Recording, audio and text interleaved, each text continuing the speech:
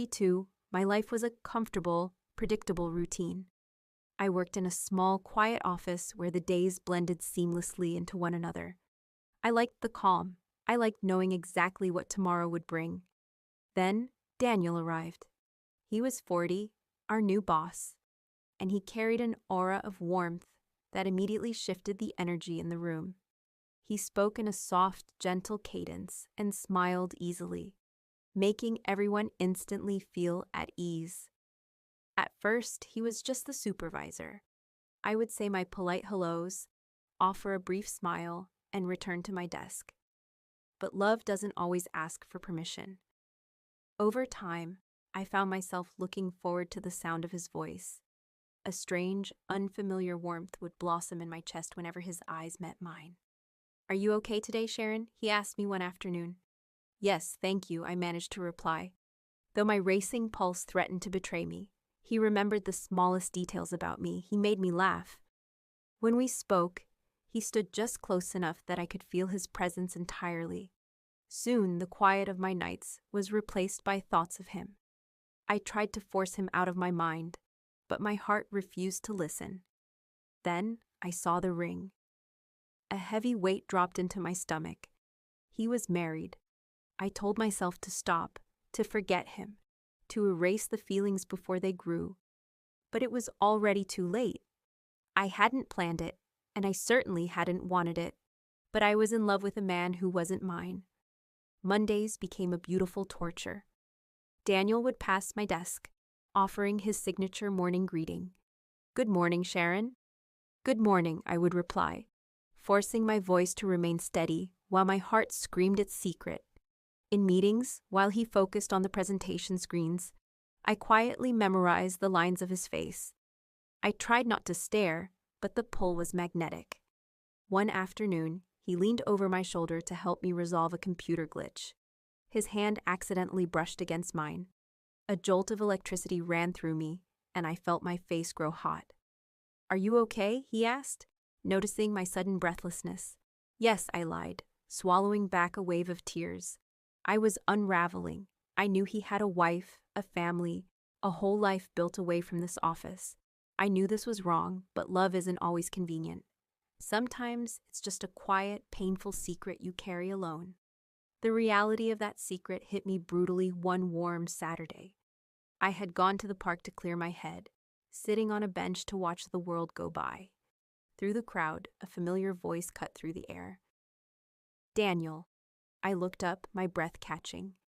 He was walking a few yards away, but he wasn't alone.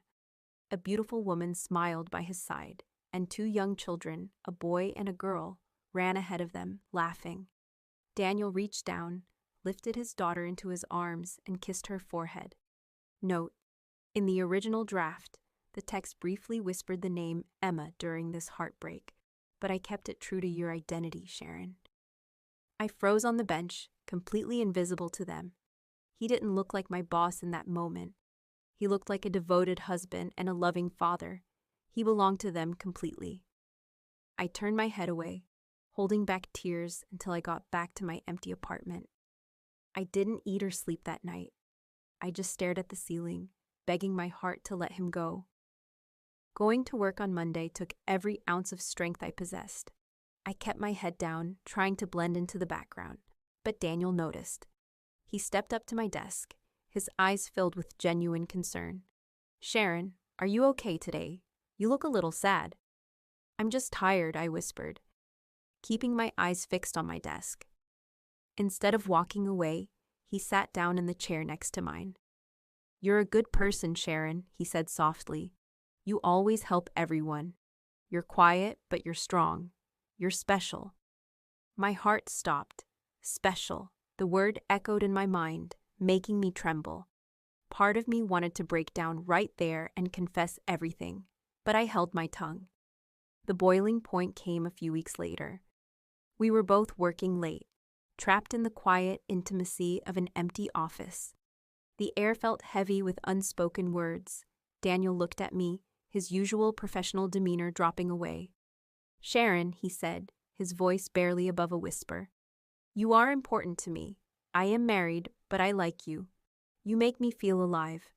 I don't want to hurt my family, but I can't stop thinking about you.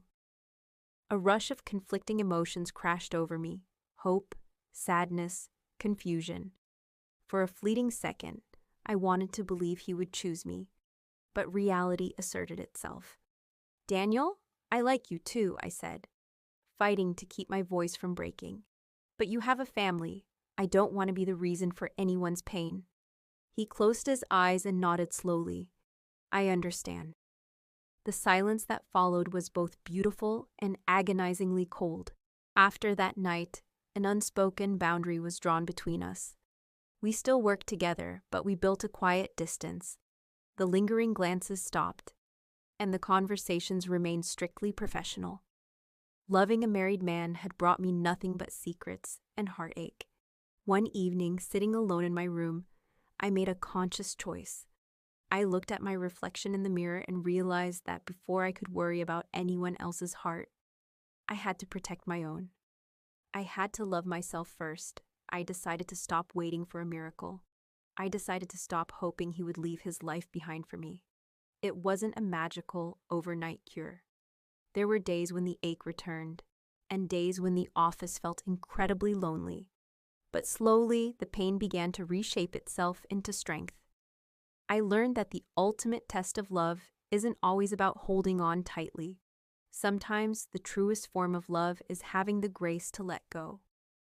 Daniel will always hold a specific chapter in the story of my life. But today, as I sit at my desk and look out the window, the heavy weight in my chest is gone. I am no longer trapped by a secret. I am free, smiling for myself, and finally ready for a new beginning. Thank you for watching and listening to this story on English Stories with World Love Story. I hope you enjoyed it.